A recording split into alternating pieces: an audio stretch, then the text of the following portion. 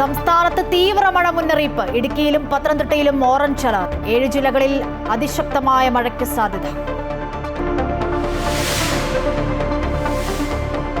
പ്രതിരോധ രംഗത്ത് ചരിത്രമെഴുതി ഇന്ത്യ. അഗ്നി പ്രൈം മിസൈലിന്റെ പുതിയ പരീക്ഷണം വിജയകരം. മിസൈൽ പരീക്ഷണം നടത്തിയത് ഓടിക്കൊണ്ടിരിക്കുന്ന ട്രെയിനിന്റെ കോച്ചിൽ നിന്നും.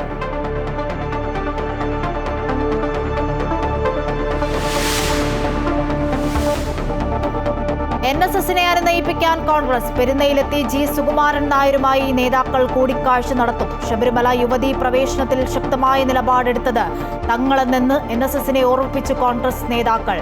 NSSുമായി അഭിപ്രായ ഭിന്നതയില്ലെന്ന് VD സതീശൻ. പത്തനംതിട്ടയിൽ ജി സുകുമാരൻ നായർക്കെതിരെ ബാനർ.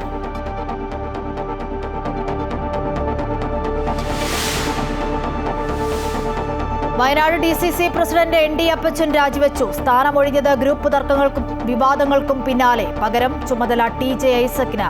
പാർട്ടിയെ ഒറ്റക്കെട്ടായി മുന്നോട്ട് കൊണ്ടുപോകാൻ ശ്രമിച്ചെന്നും പാർട്ടി പറഞ്ഞാൽ അനുസരിക്കുമെന്നും ND അപ്പച്ചൻ.